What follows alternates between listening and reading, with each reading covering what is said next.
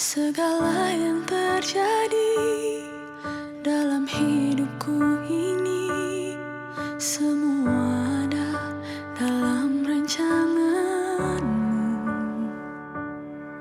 Lewati hari-hari, ku tahu tak sendiri. Ada Kau Tuhan yang selalu sertaku. Ku percaya, ku percaya, mujizat-Mu masih ada dalam hidupku. Ku percaya, ku percaya, tiada yang mustahil bagi-Mu.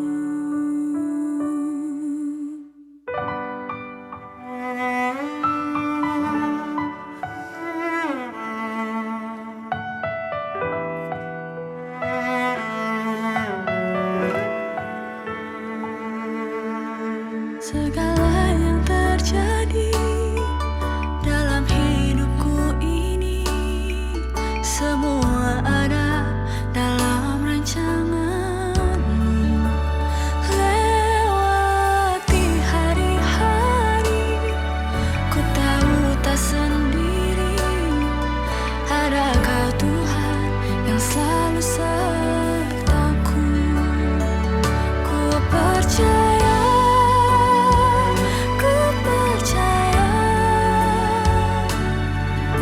mujizat-Mu masih ada dalam hidupku.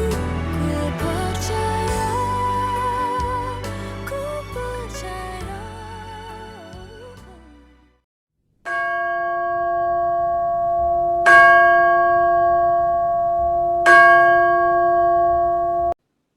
Saya undang jemaat untuk bangkit berdiri. Fotum dari Mazmur 65 ayat 5. Berbahagialah orang yang Kau pilih dan yang Engkau suruh mendekat untuk diam di pelataran-Mu. Kiranya kami menjadi kenyang dengan segala yang baik di rumah-Mu, di bait-Mu yang kudus. Pertolongan kita adalah dalam nama Tuhan yang menjadikan langit dan bumi. Dalam nama Allah Bapa, Putra dan Roh Kudus, kita mulai kebaktian ini.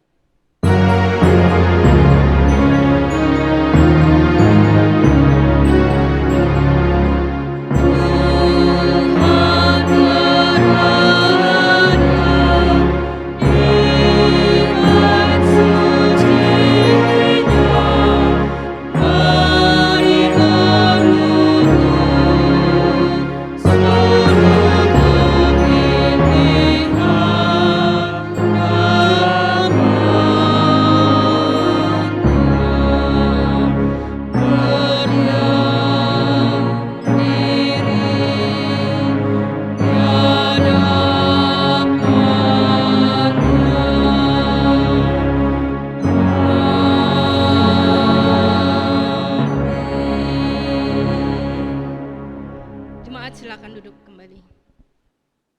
Shalom. Puji syukur atas kasih anugerahnya kita dapat kembali beribadah pada hari ini. Mari saat ini kita mau memuji Dia, meninggikan namanya, memasyurkan, memuliakan dengan pujian walau 1000 lidahku.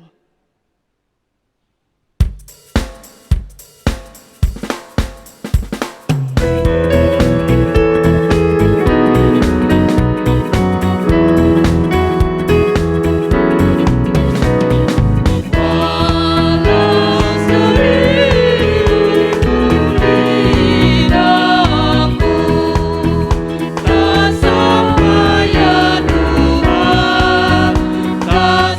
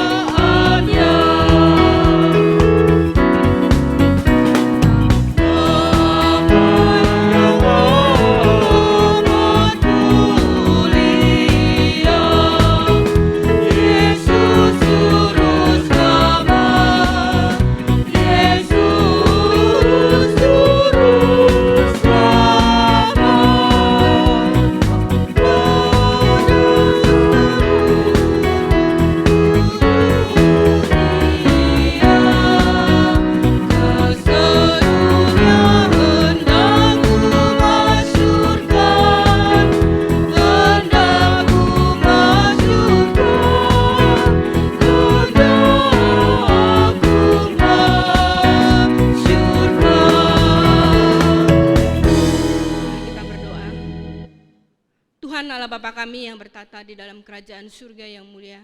Terima kasih ya Tuhan atas pemeliharaan Tuhan di dalam kehidupan kami hari selepas hari.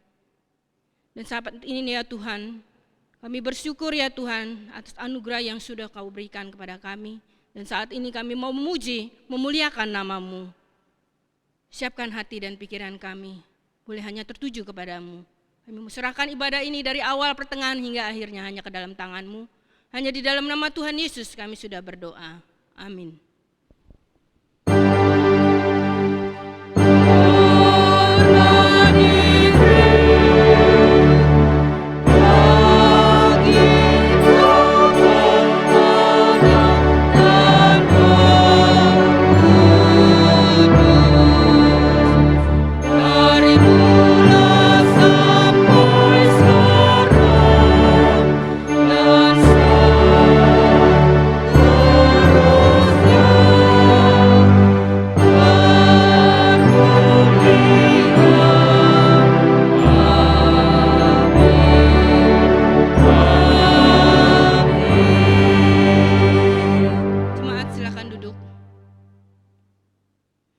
Tuhan Yesus telah melakukan karya terbesar bagi manusia.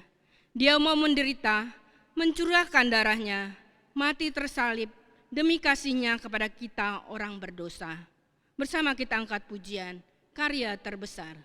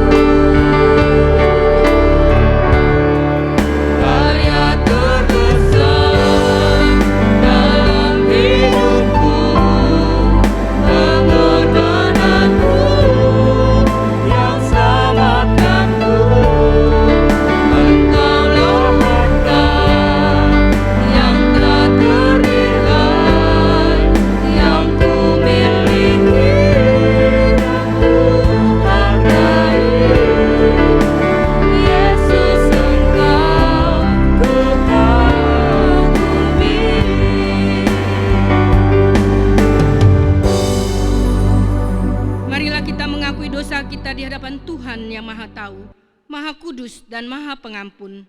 Karena firman Tuhan berjanji dalam Yesaya 1 ayat 18 sampai dengan 19. Sekalipun dosamu merah seperti kirmiji, akan menjadi putih seperti salju. Sekalipun berwarna merah seperti kain kesumba, akan menjadi putih seperti bulu domba. Jika kamu menurut dan mau mendengar, maka kamu akan memakan hasil baik dari negeri itu. Saya undang jemaat bangkit berdiri.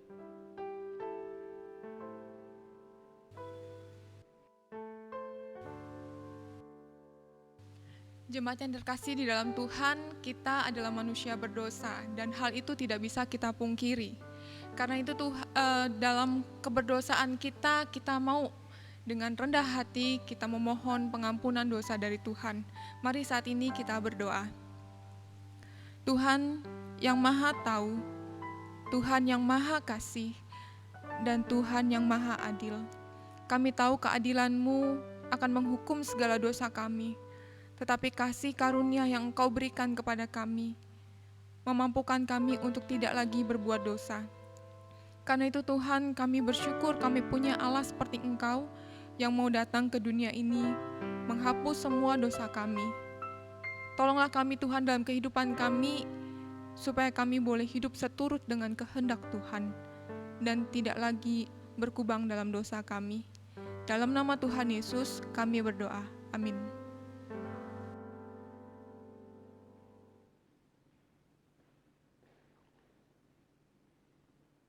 Bagi kita yang telah bertobat, mengakui dan bertekad meninggalkan dosa, marilah kita dengar janji Tuhan dalam Lukas 5 ayat 20. Ketika Yesus melihat iman mereka, berkatalah ia, "Hai saudara, dosamu sudah diampuni." Marilah kita dengar petunjuk hidup baru bagi kita yang telah diampuni oleh Tuhan dan menerima janji berkat-Nya dalam Roma 7 ayat 6.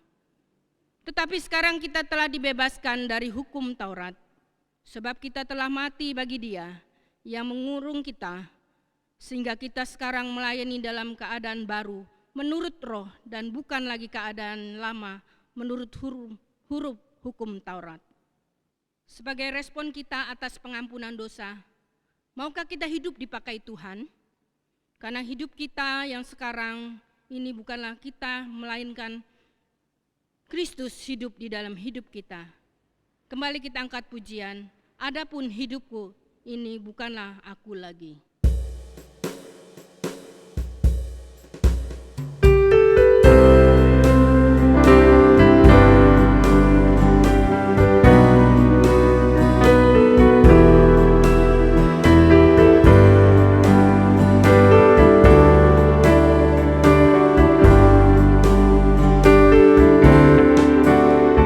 Adapun hidupku ini bukannya aku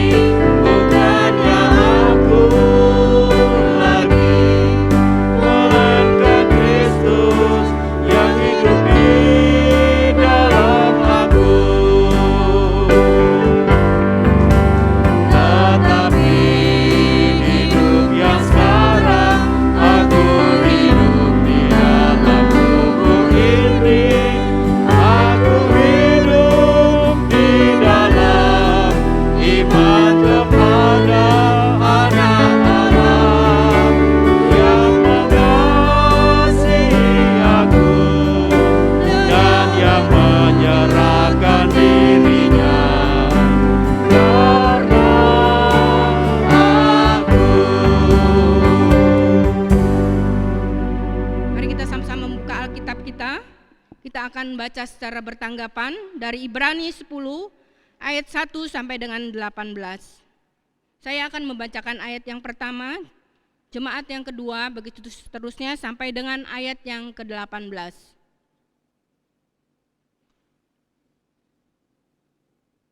Ibrani 10 ayat 1 sampai dengan 18, persembahan yang sempurna. Di dalam hukum Taurat hanya terdapat bayangan saja dari keselamatan yang akan datang dan bukan hakikat dari keselamatan itu sendiri. Karena itu dengan korban yang sama, yang setiap tahun terus-menerus dipersembahkan, hukum Taurat tidak mungkin menyempurnakan mereka yang datang mengambil bagian di dalamnya. Hal itu mungkin, pasti orang tidak mempersembahkan korban lagi, sebab mereka yang melakukan ibadah itu tidak sadar lagi akan dosa setelah disucikan sekali untuk selama-lamanya. Tetapi justru oleh korban-korban itu setiap tahun orang diperingatkan akan adanya dosa. Sebab tidak mungkin darah lembu jantan atau darah domba jantan menghapuskan dosa. Karena itu ketika ia masuk ke dunia, ia berkata, korban dan persembahan tidak engkau kehendaki, tetapi engkau telah menyediakan tubuh bagiku. Kepada korban bakaran dan korban penghapus dosa, engkau tidak berkenan.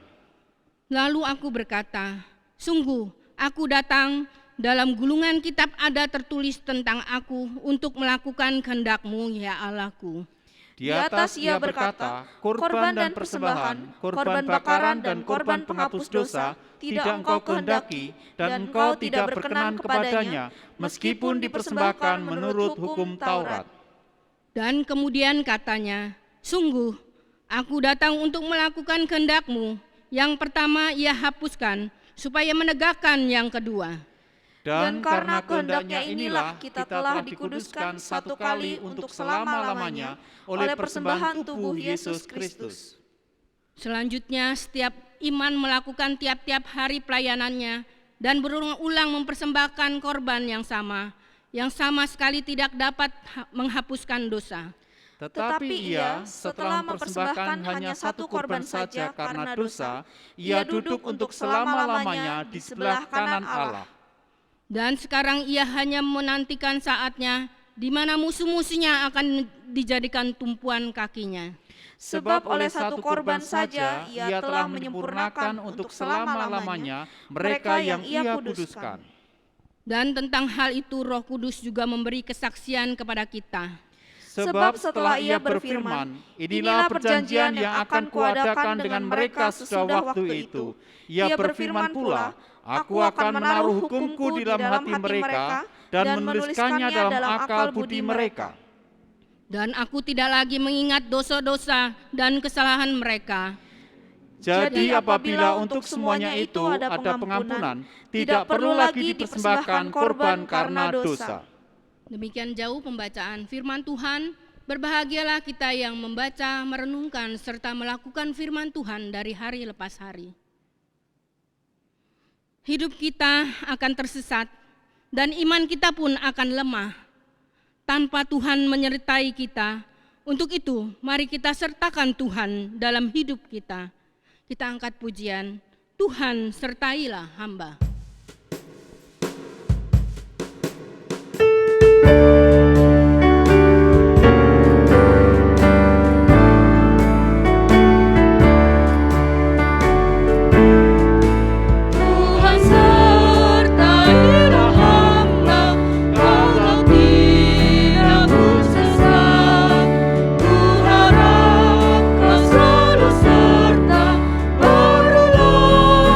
Ku tetap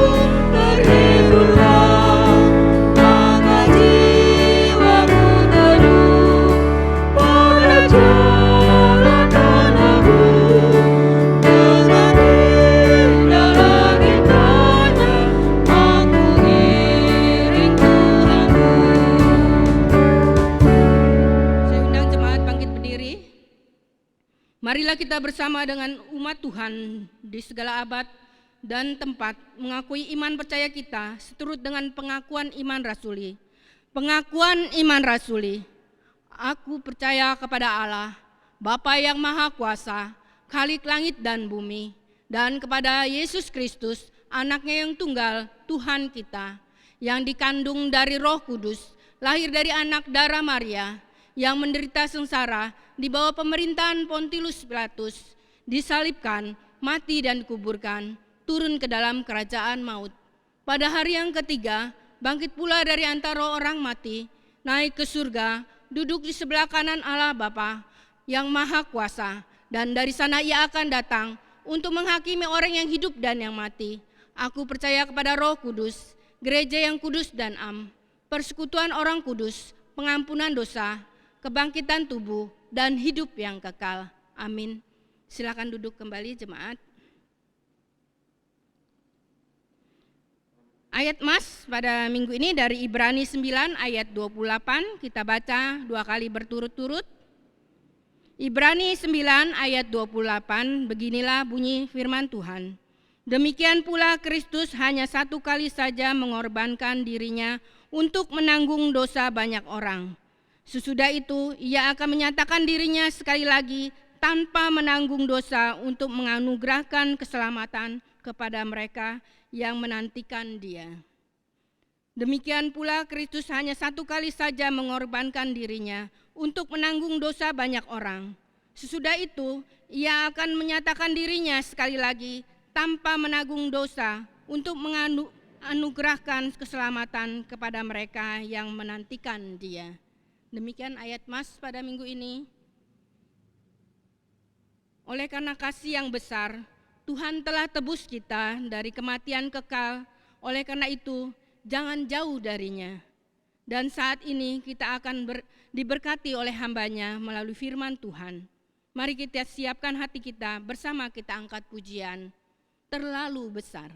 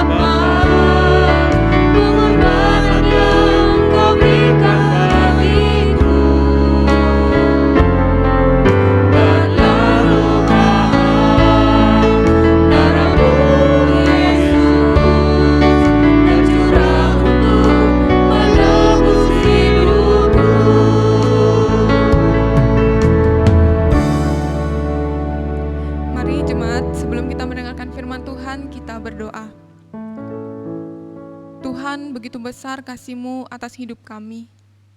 Saat ini kami rindu Tuhan mendengarkan kebenaran firman-Mu. Tuhan, ketuklah hati kami, lembutkan hati kami untuk boleh mendengar kebenaran itu. Pakailah juga hamba-Mu yang penuh dengan keterbatasan ini boleh menyampaikan kebenaran firman Tuhan. Terima kasih Tuhan Yesus, pimpinlah kami dalam merenungkan firman ini. Dalam nama Tuhan Yesus kami berdoa. Amin. Jemaat dipersilakan duduk kembali.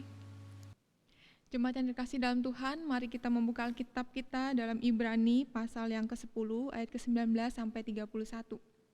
Saya akan membacakannya bagi kita semua. Ketekunan.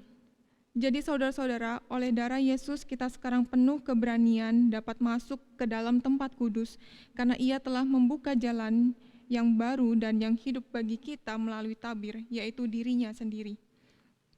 Dan kita mempunyai seorang imam besar sebagai kepala rumah Allah. Karena itu marilah kita menghadap Allah dengan hati yang tulus ikhlas dan keyakinan iman yang teguh. Oleh karena hati kita telah dibersihkan dari hati nurani yang jahat, dan tubuh kita telah dibasuh dengan air yang murni. Marilah kita teguh berpegang pada pengakuan tentang pengharapan kita, sebab Ia yang menjanjikannya setia. Dan marilah kita saling memperhatikan supaya kita saling mendorong dalam kasih dan dalam pekerjaan baik. Janganlah kita menjauhkan diri dari pertemuan-pertemuan ibadah kita, seperti dibiasakan beberapa orang. Tetapi marilah kita saling menasehati dan semakin giat melakukan menjelang hari Tuhan yang mendekat. Sebab jika kita sengaja berbuat dosa sesudah memperoleh pengetahuan tentang kebenaran, maka tidak ada lagi korban untuk menghapus dosa itu. Tetapi yang ada ialah kematian yang mengerikan, akan penghakiman dan api yang dahsyat, yang akan menghanguskan semua orang durhaka. Jika ada orang yang menolak hukum Musa, ia dihukum mati tanpa belas kasihan atas keterangan 2 atau 3 orang saksi. Betapa lebih beratnya hukuman yang harus dijatuhkan di atas dia, yang menginjak-injak anak Allah, yang menajiskan darah perjanjian yang menguduskannya, dan yang menghina roh kasih karunia. Sebab kita mengenal Dia yang berkata, pembalasan adalah hakku, akulah yang akan menuntut pembalasan, dan lagi, Tuhan akan menghakimi umat-Nya. Ngeri benar kalau jatuh ke tangan Allah yang hidup. Demikian pembacaan firman Tuhan. Berbahagialah bagi kita yang membaca, melakukannya dalam kehidupan kita hari lepas hari. Bapak, Ibu, Saudara-saudari, satu kali ada seorang anak yang melakukan satu kesalahan. Dia memecahkan jendela rumah tetangganya. Anak itu tentunya ya dimarahin gitu ya, dan suruh ganti rugi. Tetapi ketika orang tuanya tahu, orang tuanya datang meminta maaf dan mengganti rugi. Kesalahan yang dibuat anaknya itu dilimpahkan kepada orang tuanya, dan orang tuanya itu menanggung akibat dari kesalahan anaknya. Namun, bagaimana jika anak itu durhaka kepada orang tuanya? Pastilah ia akan menanggung akibatnya sendiri. Ilustrasi ini sederhana, tetapi sebenarnya hal inilah yang dipesankan oleh penulis Ibrani kepada para pembacanya waktu itu. Di dalam Ibrani pasal keempat ayat 14 sampai 10 ayat ke-39, penulis Ibrani sebenarnya ingin memperkenalkan identitas atau jabatan Yesus sebagai imam besar agung dari Allah. Seperti yang kita ketahui dalam perjanjian lama, imam besar agung adalah orang yang menguduskan dirinya untuk membawa darah korban persembahan tahunan untuk masuk ke dalam ruang maha kudus sebagai penghapus dosa umat Israel pada waktu itu. Namun sebelum dia masuk ke dalam ruang maha kudus itu, ia pun harus mentahirkan dirinya sendiri. Karena apa? Karena imam besar itu tidak luput dari berbuat dosa. Selain itu juga korban darah korban bahan itu tidaklah sempurna.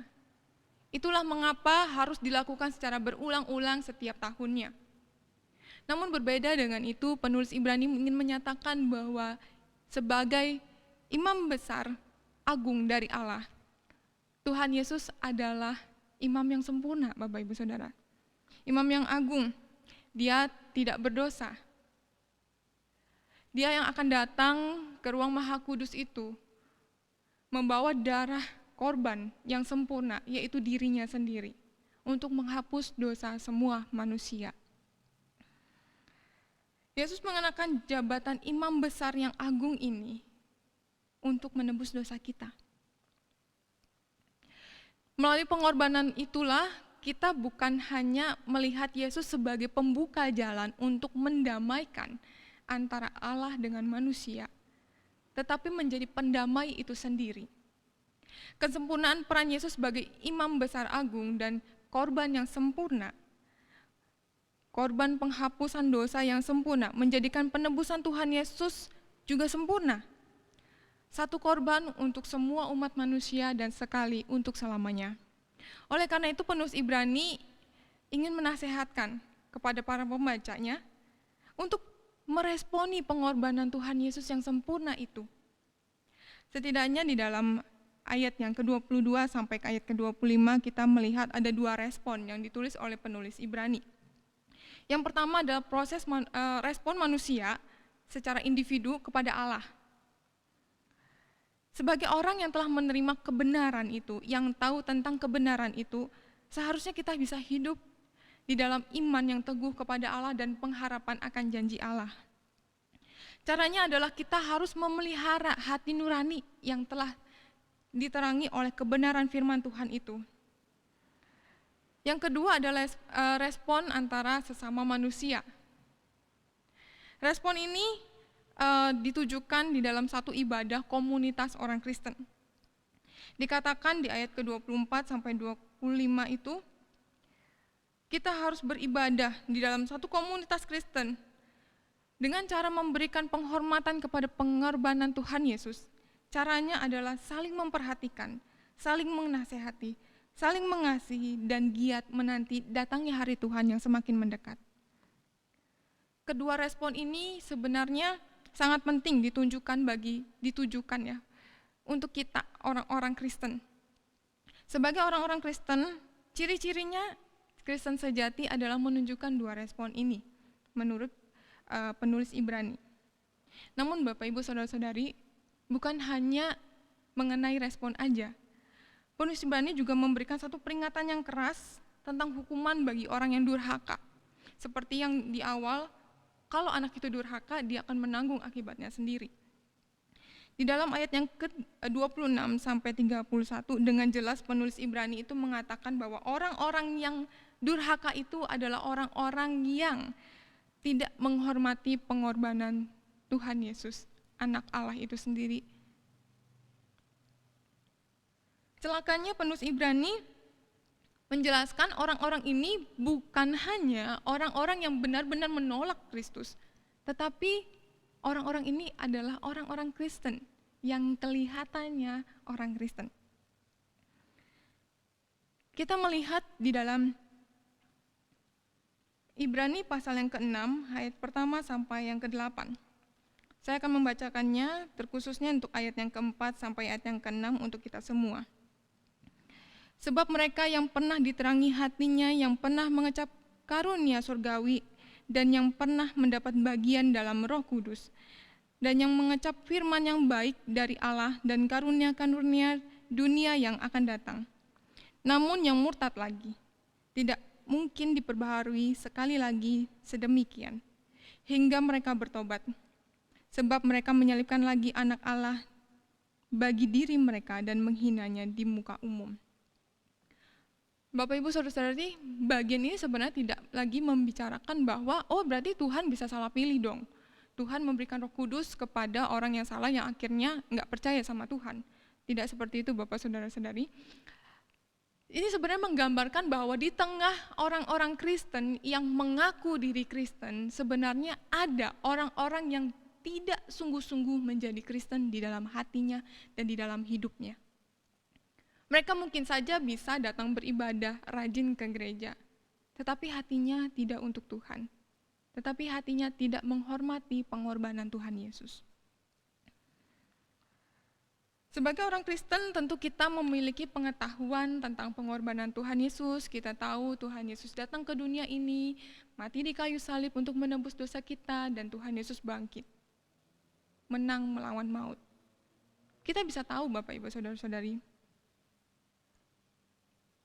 kita juga bisa tahu bahwa Tuhan Yesus itu berkorban untuk kita dengan kasih karunia-Nya membebaskan kita dari belenggu dosa.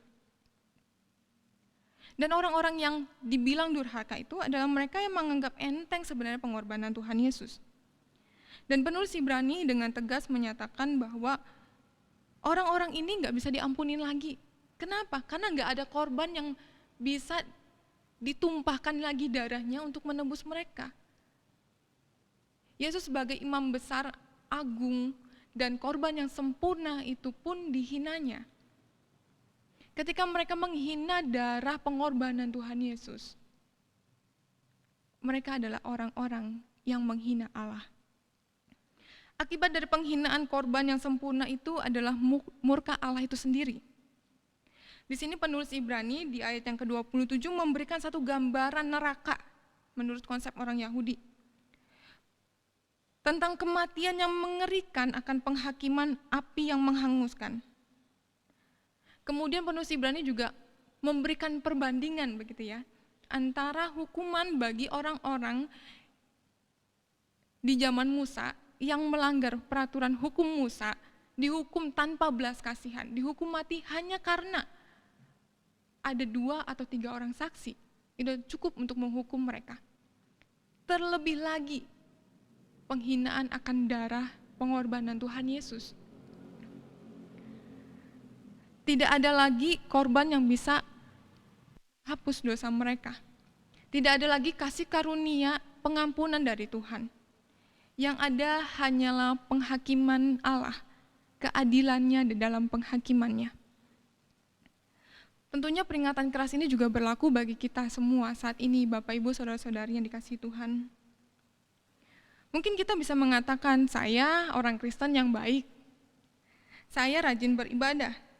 Saya memberikan persembahan yang terbaik, punya banyak pengetahuan tentang firman Tuhan. Saya baik, jauh melakukan hal yang buruk, begitu ya. Tetapi, mari kita pertanyakan hal ini masing-masing ke dalam hidup kita. Hal yang mendasar yang sangat penting adalah apakah kita menghargai pengorbanan Tuhan Yesus dengan benar. Apakah kita telah memberikan respon akan pengorbanan Tuhan Yesus dengan benar. Kita harus waspada. Karena mungkin kita mudah untuk membedakan mana yang baik, mana yang buruk, mana yang benar, mana yang salah.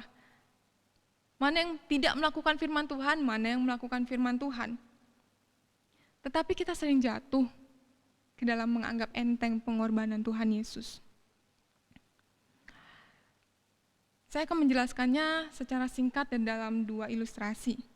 Ada seorang Kristen yang begitu luar biasa, melayani Tuhan, terlibat dalam pekerjaan Tuhan, suatu kali usahanya bangkrut, dia berjuang sedemikian rupa, ingin bangkit lagi dan usahanya supaya sukses, tetapi nggak bisa karena kekurangan modal. Satu kali ada seorang yang datang menawarkan modal yang besar yang bisa membantu dia. Tetapi syaratnya pindah agama.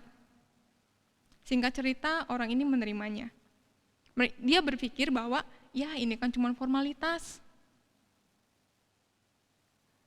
Yang penting saya bangkit dulu, usaha saya maju dulu. Tuhan tahulah kondisi saya. Tuhan juga tahulah isi hati saya. Saya nggak benar-benar percaya kok sama agama yang baru. Tuhan tahulah kalau saya masih percaya sama Tuhan Yesus. Ilustrasi yang kedua. Seorang Kristen, ia sering memberikan persembahan pada gereja. Sangat murah hati terhadap program-program gereja, terlibat dalam banyak pelayanan. Namun satu kali melakukan satu kecurangan. Ia berpikir bahwa selama ini dia sudah memberikan yang terbaik buat Tuhan. Ya nggak salah lah sekali-sekali berbuat kecurangan. Toh nanti saya datang ke gereja, berdoa, mohon ampun sama Tuhan, ya Tuhan pasti ampunilah. Toh saya tetap Kristen. Bapak saudara-saudari, 2 ilustrasi ini sebenarnya bukan untuk menghakimi orang-orang yang sudah melakukan hal itu atau kita tahu. Tetapi ilustrasi ini sebenarnya ingin menggambarkan bahwa betapa mudahnya kita mencari banyak alasan untuk membenarkan diri kita yang sebenarnya kita sudah jatuh, tidak menghargai lagi pengorbanan Kristus. Alasan-alasan yang kita cari ini sebenarnya ya oke, nggak apa-apa. Sepertinya terkesan seperti itu Bapak Ibu Saudara-saudari. Tetapi kita harus sadar bahwa hal itu bukanlah hal yang benar di hadapan Tuhan. Mari saat ini kita mengkoreksi diri kita masing-masing. Sudahkah kita memberikan respon yang benar terhadap pengorbanan Kristus? Kita seharusnya ingat bahwa pengorbanan Tuhan Yesus untuk menghapuskan, untuk mengampuni, untuk membawa kita ke dalam kehidupan yang kekal. Tidak pernah setengah-setengah. Di Taman Getsemani, Tuhan Yesus bergumul begitu luar biasa. Bahkan Lukas mencatat bahwa kengerian murka Allah yang begitu luar biasa itu membuat Tuhan Yesus tuh meneteskan peluhnya seperti darah. Begitu besar murka Allah yang harus ditanggung Tuhan Yesus untuk kita manusia berdosa. Tetapi Tuhan Yesus gak pernah mencari alasan-alasan yang legal supaya dia tidak menanggung dosa kita. Melainkan Tuhan Yesus berkata, jadilah kehendakmu. Hal ini membuktikan bahwa pengorbanan Tuhan Yesus yang Tuhan lakukan untuk menunjukkan betapa besarnya kasih karunia Allah itu bagi kita manusia yang berdosa. Bapak Ibu Saudara-saudari yang dikasihi Tuhan, saya tahu dan kita pun semua menyadari bahwa hidup ini tidak pernah terlepas dari pergumulan. Pergumulan yang besar, yang kecil, hidup kita penuh dengan pergumulan Bapak Ibu Saudara-saudari.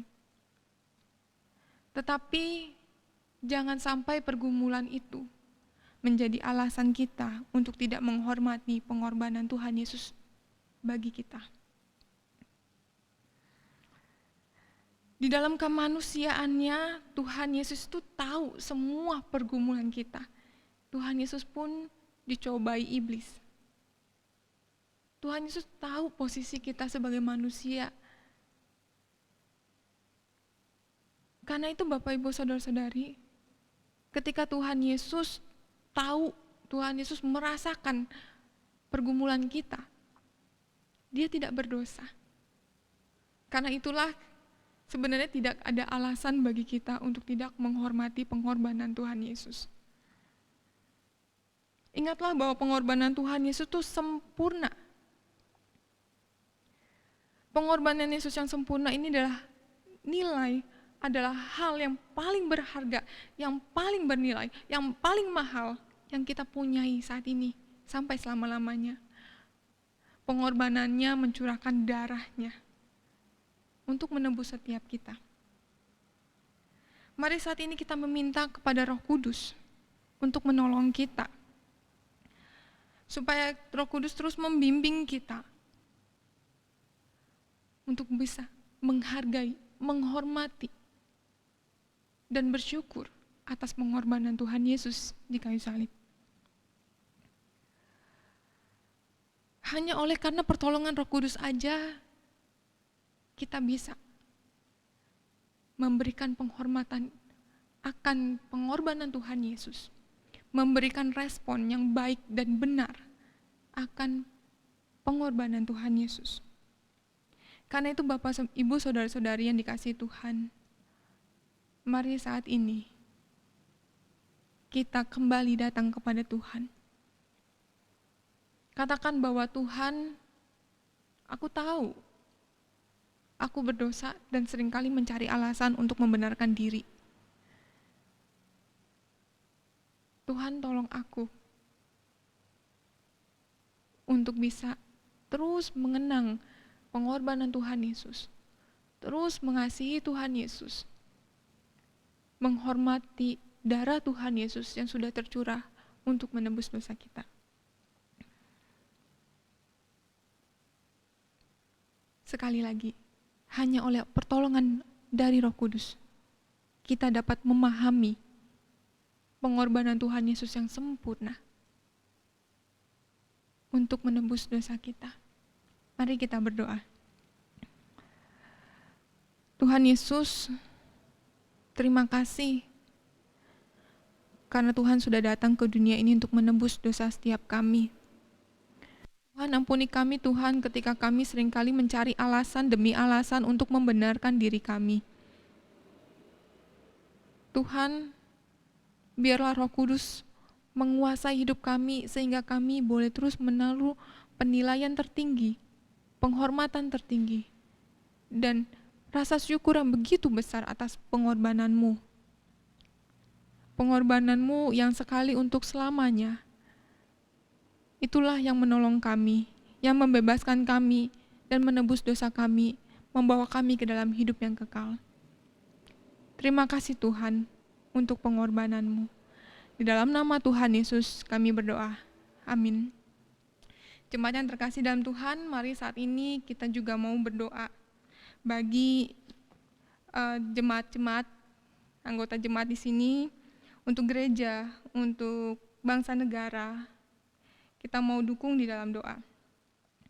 Saat ini kita pertama berdoa bersyukur untuk kasih karunia yang Tuhan berikan bagi kita.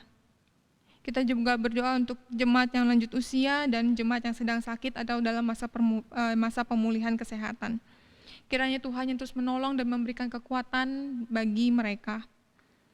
Kita juga berdoa untuk bangsa dan negara kita di tengah pandemi COVID yang masih berlangsung ini dan vaksinasi yang sudah berjalan. Kiranya Tuhan terus tolong bangsa negara kita untuk boleh bangkit kembali. Berdoa juga untuk gereja, untuk rangkaian ibadah Jumat Agung dan juga Paskah, juga untuk ibadah online. Kita juga berdoa terutama untuk para pelayan di balik layar. Kita berdoa bagi mereka. Mereka berusaha dengan keras supaya kita bisa beribadah secara online dan kiranya kita juga mau mendukung mereka dalam pelayanan mereka melalui doa kita. Biarlah Tuhan terus memberikan kekuatan dan kesehatan mereka. Terakhir kita akan berdoa untuk pergumulan pribadi kita masing-masing. Mari kita berdoa. Tuhan, kami bersyukur untuk kasih karunia yang Tuhan berikan kepada kami. Kami bersyukur untuk berkat pemeliharaan Tuhan yang Tuhan telah nyatakan di dalam hidup kami. Tuhan, saat ini kami juga mau berdoa Tuhan untuk jemaat-Mu di tempat ini, baik yang lanjut usia maupun yang sakit dan dalam masa pemulihan dari sakitnya. Tuhan juga tolong mereka, berikan mereka kekuatan, berikan mereka juga pendampingan Tuhan, dan biarlah melalui keterbatasan mereka juga tetap boleh merasakan kasih karunia dari Tuhan. Tuhan, kami juga berdoa Tuhan untuk bangsa negara kami di tengah pandemi COVID ini yang masih terus berlangsung. Tuhan, kami mohon kiranya Tuhan mau campur tangan untuk kami boleh bangkit bersama-sama. Dan untuk vaksinasi juga Tuhan tolong untuk bisa berjalan dengan baik dan mendapatkan hasil yang baik. Tuhan, kami juga berdoa Tuhan untuk gereja-gereja Tuhan di mana akan mengadakan ibadah online setiap minggunya dan juga untuk ibadah Jumat Agung dan Paskah. Tuhan tolong berkati. Kami juga berdoa Tuhan untuk khususnya pelayan-pelayan-Mu yang ada di balik layar Tuhan, yang mereka sibuk merekam, mengedit dan lain sebagainya. Tuhan tolong berikan mereka kesehatan dan kekuatan dalam pelayanan mereka juga. Tuhan kiranya berkati. Terima kasih Tuhan. Tuhan Yesus, saat ini kami juga datang membawa pergumulan kami pribadi lepas pribadi. Tuhan, Engkau tahu betapa berat pergumulan yang sedang kami hadapi. Tapi kami juga percaya Tuhan bahwa pertolongan Tuhan nyata di dalam hidup kami. Mungkin saat ini pergumulan kami tidak bisa hilang begitu saja. Tetapi Tuhan, yang bagi kami yang terutama adalah ketika kami bisa berjalan melalui setiap pergumulan kami bersama-sama dengan Tuhan dan hanya mengandalkan pertolongan Tuhan. Terima kasih Tuhan. Mari saat ini kita juga menutup doa kita dengan doa Bapa kami. Bapa kami yang ada di surga, dikuduskanlah nama-Mu, datanglah kerajaan-Mu, jadilah kehendak-Mu di bumi seperti di surga. Berikanlah kami pada hari ini makan kami yang cukupnya, dan ampunilah kami akan kesalahan kami, seperti kami juga mengampuni orang yang bersalah kepada kami. Dan jangan bawa kami ke dalam pencobaan, tetapi lepaskanlah kami daripada yang jahat, karena Engkau punya kerajaan dan kuasa dan kemuliaan sampai selama-lamanya. Amin. Jemaat dipersilakan duduk kembali. Kita telah diberkati oleh kebenaran firman Tuhan. Sebagai ucapan syukur kita mau memberikan persembahan. Firman Tuhan dalam Roma 12 ayat 1. Karena itu saudara-saudara, demi kemurahan Allah untuk menasihatkan kamu, supaya kamu mempersembahkan tubuhmu sebagai persembahan yang hidup, yang kudus dan yang berkenan kepada Allah. Itu adalah ibadahmu yang sejati. Kita akan memberikan persembahan dengan diiringi pujian, Tuhan memelihara engkau.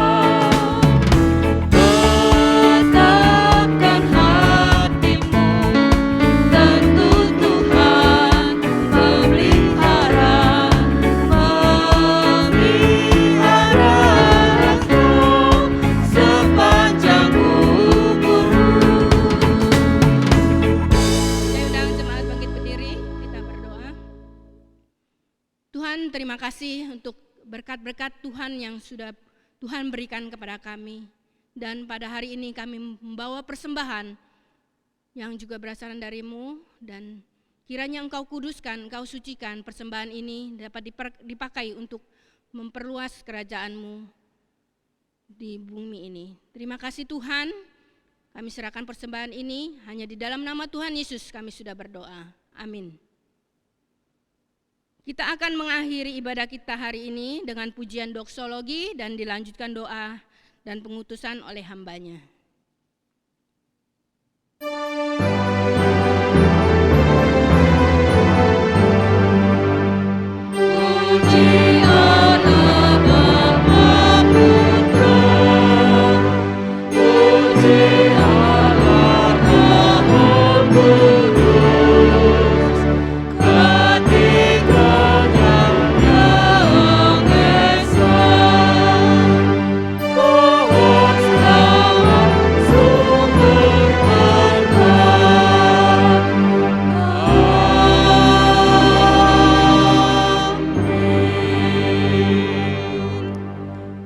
Jemaat yang terkasih dalam Tuhan, ibadah kita mungkin saat ini boleh selesai, tetapi ibadah yang sejati ada dalam kehidupan kita hari lepas hari.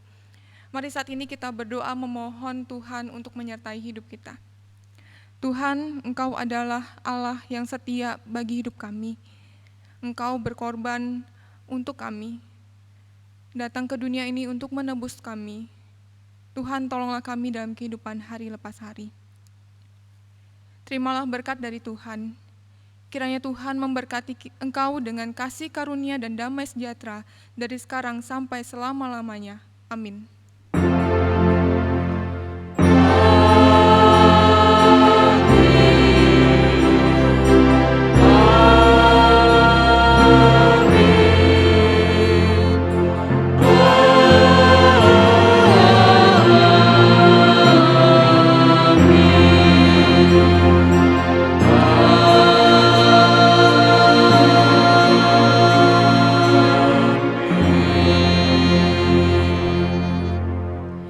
Ibadah selesai, jemaat dipersilakan duduk, silakan mengambil saat teduh. Tuhan memberkati.